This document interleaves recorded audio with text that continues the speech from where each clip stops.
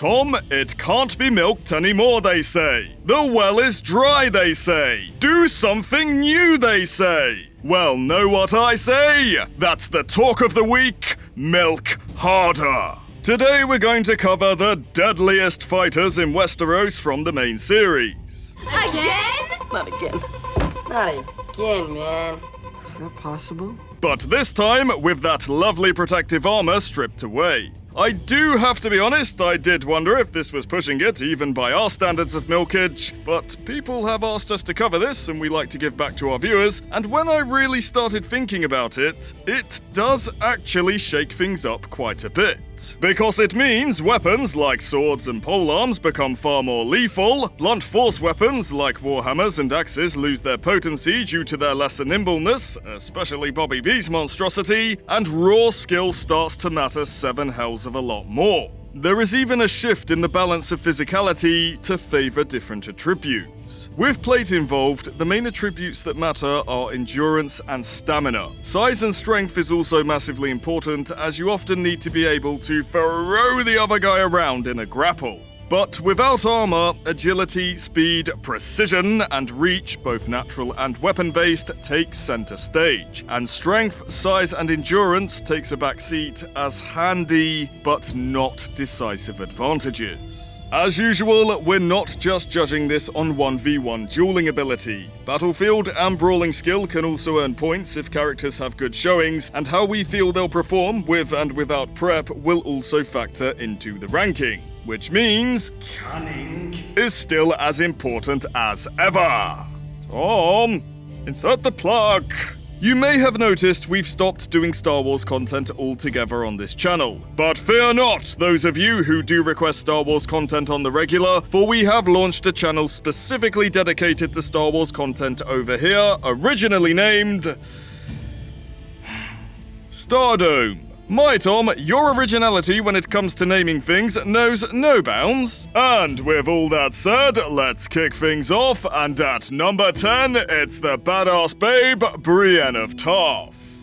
That's right, Gregor, without that plate... You are out of here! Brienne, on the other hand, despite dropping 2 spots, hangs in there, but only just. The blade-wielding beauty is a fantastic warrior. We can't take that away from her. She's big and tall with immense natural reach. She's strong, she's fast, and she's very skilled and talented. But it can't be ignored that many of her best moves are only really effective with the safety net of full plate. Brienne is very fond of bull rushing and grappling her enemies, and leveraging her immense strength to overpower her opponents. And why shouldn't she, if it ain't broken all that? But without armor, such tactics are risky at best and suicidal at worst, as you're too open to getting run through by sharp pointy things, even if you're quick and pick your moments wisely like Brienne does. Because of this, Brienne would have to lean more on her skill in swordsmanship, and this is what saved her from being booted off the list. Brienne, unlike Gregor, is very skilled with a sword, but the reason she's at 10, and despite the show giving her a major buff, in the books, she's not quite hit her stride and still has much to learn. She was able to go toe-to-toe with Jaime Lannister in both mediums and the Hound in the show, but as we pointed out in the original video, Jaime and Sandor aren't at full strength in these fights. In fact, far fucking from it. But still, these are 2 of the most skilled warriors of the era. Defeating them, even at half strength, is still pretty impressive. She might well become the most skilled wielder of the sword of her generation, given time. But she's not quite there yet, and she still kind of needs those shiny-plated training wheels to hang with the very best. I'm sorry, my lady. Know that I do hold you in high esteem and would not wish to sick you on my worst enemy, in or out of armor. It's just the competition here is very fucking stiff. Moving on. At number 9, it's the pretty boy who brings Renly joy, Loras Tyrell. Loras gets slept on quite a bit because of his young age, but the reality is, this kid is actually kind of inferred to be his era's Jaime Lannister, and he's easily Brienne's most prominent rival for best overall fighter of that particular generation. Well, depending on how you judge generations in A Song of Ice and Fire. Age group might actually be a more fitting term. Now you might say, well, Brienne beat him, so he should be at 10. But something to note is that his defeat is more down to the armour allowing for a tackle and blunted tawny weapons not doing much damage, rather than Brienne having superior skill. If you reread the events of that fight, but imagine the armour's not there and the weapons are real, I'm sure you'll understand what I mean. Loras is well regarded as highly gifted and very naturally talented, which has fostered a reputation of him being somewhat of a prodigy in all things knightly. He's better with a lance than he is with a sword, according to himself, but don't let that fool you into thinking he doesn't know how to wield a blade.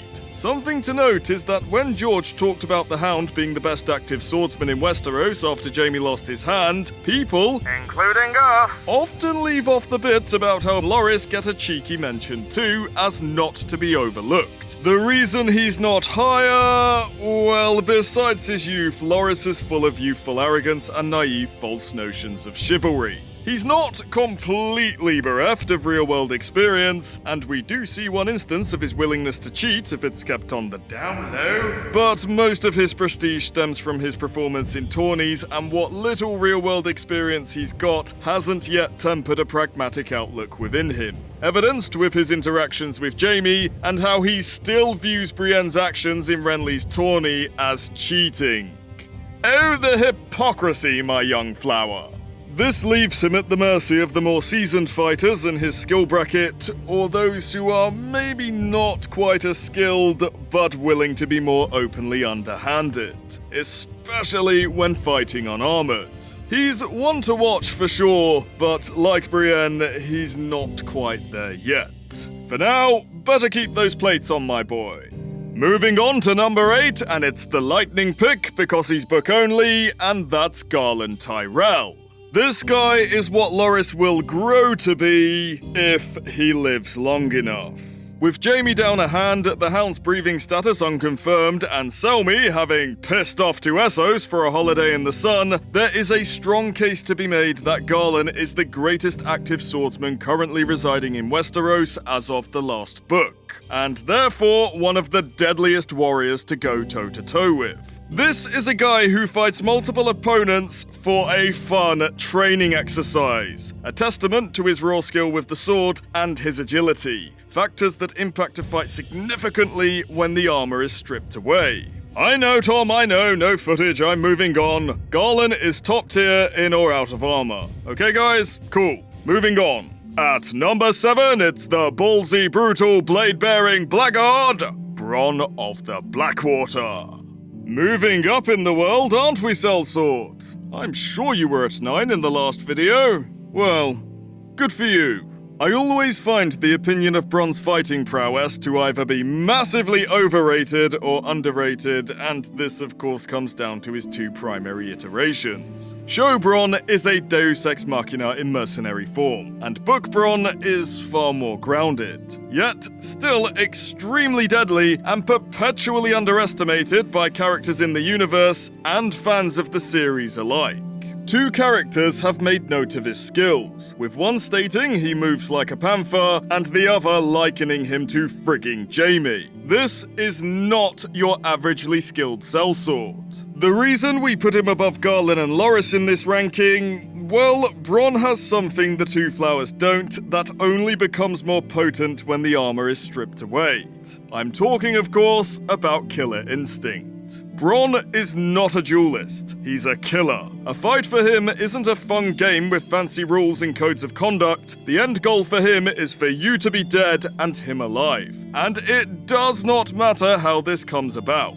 He's utterly ruthless and willing to fight in ways chivalrous knights are not. And while yes, it's true dirty fighting isn't a magic spell that guarantees victory, the people who say it's not that effective have clearly never been glassed or had a loose object thrown at them in a bar fight. When timed correctly, stuff like pocket sand or a chair thrown in your path mid-lunge can change the direction the wind is blowing very quickly. Against armoured foes, these tactics merely help Bronn even the odds. But out of armour, it's far more deadly, as unarmoured fights with weapons only need the slightest of openings for one side to end it. I also think there's something to be said of Bronn's familiarity with the lightly/unarmoured state. Knights like Loras and Garland will train out of their armour, but when you do most of your actual life and death scrapes in the stuff, you will develop, however minor, a slight subconscious complacency towards your defense of certain areas you can normally trust your armor to protect. A complacency Bronn will not share. Don't sleep on Bronn. Far too many people have made that fatal mistake. Even the book version is a scary guy and without doubt one of the most dangerous people knocking around at the time of the main series. More so when no one's got any armor to mitigate his underhanded bullshit. Moving on. At number 6, it's the death-dealing, dragon-slaying demon of the trident, Robert Baratheon. In his prime, of course. Oh, how the mighty have fallen. Yes, guys, without that plate and hammer combo, the Bobster cannot maintain that hold over the number 1 spot, nor can he really bash his way into the top 5. He'll have to make do with being its gatekeeper. Give him the keys, Sandor. Good boy. It's just a fact that Warhammers lose their edge against the sword in an unarmored duel. Don't get me wrong, they'll still fuck you up if you get hit, but they are not the most nimble weapons, and the arcing swings required in their use leaves the user quite exposed in places you could normally trust plate to protect you. Openings, a sword, which is far more nimble, with far superior reach, and has far more means of presenting threat to unprotected flesh, can exploit with ease. That being said, Robert haters really do sleep on just how deadly Prime Robert could be without his armor and hammer. He's still 6'6", built like a brick shit house, and lives and breathes all things martial. This isn't a savage weight bully like Gregor. This is a battle-tested warrior. He's really slow. Is often the argument I hear as a point against him being able to fight fast and adept swordsmen. But that assertion is utterly baseless, and Bobby's got a feat that just outright dismisses it, that being his performance at the Battle of the Bells. Without going massively in depth, this is a battle Robert had foisted on him that fostered circumstances that would have made it highly unlikely he was able to get into his full plate.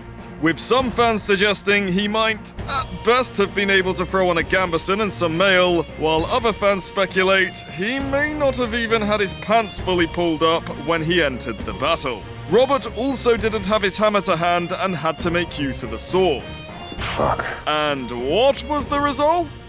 That's right. He went through 6 guys and sent John Connington, a notably not incapable warrior, scurrying for his life.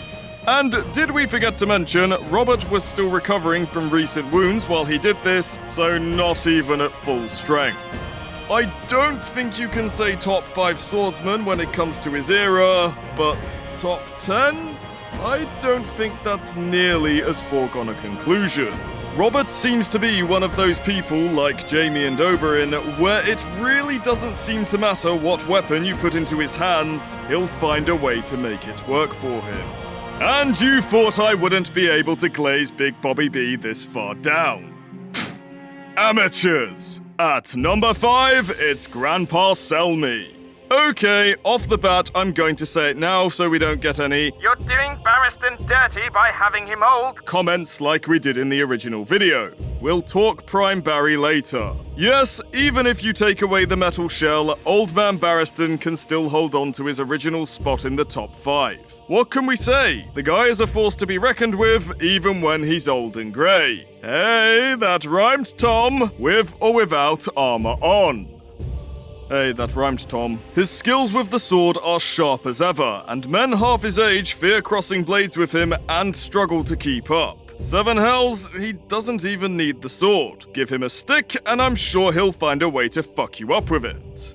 Oh, hi, Mero. The reason he didn't climb despite Bobby leaving an opening, Selmy is really knocking on now at 62 years old. It's just a harsh reality that you start slowing down once you push past your prime, and he's far past that. This is an even bigger problem when you take away armor, because without it, reach, speed, agility, reflex, and timing are everything if you want to survive in your skill bracket. We actually saw this in story when he fought Kraz. The young and skilled pit fighter did get 2 unpermitted would-be lethal cuts past Barristan's sword. Thankfully, the old knight had his plate on, but it does show he's not as quick as he used to be. Do not be ashamed though, Selmy. No one else would ever be up here when they reached your age. Stand proud, good sir. At number 4, we've got the Kingslayer, Jaime Lannister. This is outrageous. It's unfair. Obviously, before the sword hand went its own way to form a solo act. Jaime is an absolute natural when it comes to combat, and is his generation's most skilled sword fighter. And he's pretty good with other weapons too. We can't take that off him. In terms of raw skill with the blade, the guy is a force of nature, and that really is a feather in your cap, as a longsword, while arguably not the best weapon for unarmored combat, is certainly up there, as it has solid reach and has many versatile ways to do decisive damage to unprotected flesh. Physically, he's tall, incredibly strong, quick on the draw, and exceptionally fast and agile. He really is built for battle. It's almost like this is a fictional character whom happens to be the author's favorite fighter. Hey. Where this fucker lets himself down, however, is very much the same things that stopped him taking the top spot in the original Best Fighters video. That being his pride and arrogance. Jaime is so damn full of himself, and that's bad enough when you're encased in plate. But strip it away, and you're literally one cocky, gloating moment away from getting your head taken off your shoulders.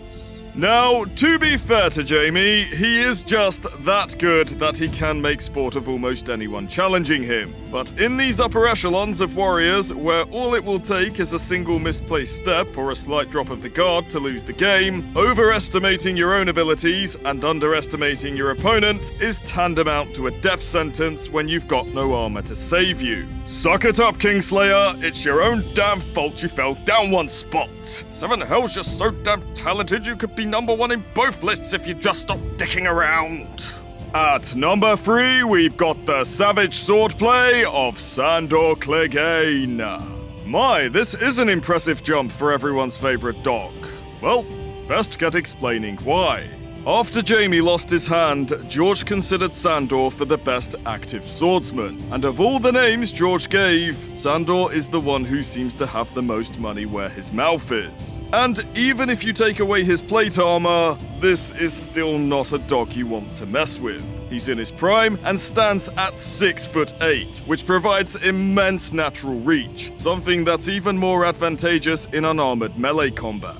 He's strong enough to keep up with Gregor, noted to be wickedly fast despite his immense size, and is an extremely cunning and highly skilled swordsman. Sandor is, albeit to a slightly lesser degree for each, basically all the best things about Gregor, Jaime, and Bronn merged into a single vessel of lethality. I would honestly go as far as to say that while Sandor is not the most skilled warrior in Westeros, he is not out of the running for most dangerous. Where he's got a serious edge in an unarmored fight over even the likes of Jaime is like Bronn, Sandor has a natural killer's instinct and does not care to be fancy, preferring to kill you as quickly as possible by any means possible. In a formal, unarmored duel where it's swords only, I would admittedly put my dragons on Jaime and maybe let him have his spot back. But in a fight to the death where anything goes, I'm not sure the minor skill gap in the Kingslayer's favour is enough to compensate for Sandor's utterly ruthless do-what-it-takes-to-win approach if he hasn't got an armor safety net. Not to mention, Sandor's insane natural reach is a big problem for anyone who isn't Gregor or Greatjon. Every dog has his day, they say, and yet even if it was my day, I don't want to fight Sandor in or out of armor. Moving on. And at number 2, we have, Star Sword Boy. Damn it, Tom, why is he still at number 2? I thought we were going to appease the the Arthur Dayne fanboys in this video. Yes, my friends, this guy can't catch a break when it comes to these rankings, in armor or out of it. If this video was ranking swordsman, Dayne would be at the top comfortably, sharing the spot with a prime Barristan Selmy. He and Prime Sir Barristan are the cream of the crop of swordplay and 2 of the finest warriors around, with basically all of the attributes that make Jaime great, you know, tall, strong, fast, agile, and ungodly levels of skilled with bladed implements, but with none of the flaws that compromise the Kingslayer. On top of this, with the armor out of the equation, Dayne in particular does have a pronounced edge, thanks to Dawn. And it's not because the meteor sword is magical, it's actually a far more mundane reason. As a greatsword, it presents a reach advantage that in quick, skilled hands, which Dayne unquestionably has, creates an almost insurmountable threat to anyone wielding a weapon that's longsword length or less. Dayne is almost the last person in Westeros you would want to fight in an unarmored duel. But alas, this is not a ranking of swordsmen, it's a ranking of warriors. And there is one warrior who is taller, stronger, and mightier than all the rest. That's right, surprise rug pull, it's Gregor Clegane. Seriously, 8 feet tall, 400 pounds, a huge sword that brings in all the YouTube views, and no, it's Oberyn Martell. Of course it's fucking Oberyn Martell. Look, guys, you can bitch and complain all you want. You can talk about obscure greatsword techniques that counter weapons like warhammers and polearms, and that should mean Dayne is number 1 till the cows come home like you did in the original video. But I'm telling you, this is such a hard placement to argue against. And I know this because I myself tried to do so in an effort to avoid feeding the meme me and Tom have unwittingly created around this guy. But here's the thing. Oberyn isn't deadly against plate-armored opponents because he wields a spear. In fact, a spear is a mid-tier weapon for combating plate, in the sense that it can work and is by no means useless, but it's incredibly suboptimal as plate armor makes it incredibly easy to rush the point and take away the threat. What makes Oberyn effective against plate-armored foes is his understanding of what counters what, and of course, the poison he coats his weapons with, because it means he just needs a light grey somewhere to start your journey to the Shadow Realm. This is why he only placed 4th in the original video, because while he can beat practically anyone with prep, if you catch him with his pants down, god damn it Tom, not literally with his pants down, I meant like no poison on his weapons, his threat to anyone in armor is significantly, though it should be noted not entirely, diminished. This is not the case when both fighters lack armor. When fighting unarmored, the spear doesn't just do well, it fucking dominates. You just don't know how to deal with a spear. You just need to rush past the point and close. And you just need to grab the wooden shaft. Are things my green site tells me some of you are typing as we speak. And yes, these are things you could try. Good luck. But I can tell you from experience, 1, it's easier said than done, and 2, I guarantee that you will fail far more times than you succeed. The sheer reach, the leverage, the speed of which that point can move are so damn overwhelming that you will find that very often a novice spearman with minimal training can defeat a trained swordmaster around twice as many times as they themselves take an L. And no, I'm not exaggerating. YouTube is chock full of videos that can prove that point if you don't believe me. And that's just a novice. For a master of the weapon, someone who truly understands the finer points of the leverage mechanics, how to maintain appropriate measure, and how to efficiently retract and extend in order to re-engage the point, your odds of closing with a sword without getting shish kebabbed go from bad to borderline fucking impossible. To even stand a solid chance, you need to pair your sword with a shield, and even that doesn't make it foolproof.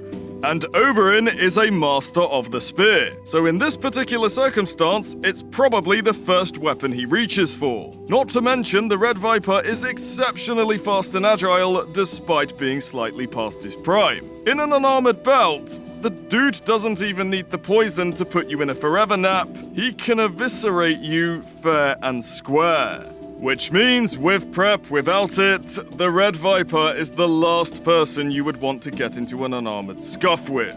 The only real way you could have a chance of beating him in this circumstance would be to enforce weapon parity to take away any range advantage or weapon counter he might have orchestrated, and then have his weapons checked for poison beforehand. You know, shifting the goalposts, which essentially is just proving us right. Otherwise, you can be the greatest swordsman ever, but you're still fucked. And that's our take. Who do you think are the deadliest warriors in Westeros if you take the armor away? Let us know in the comments.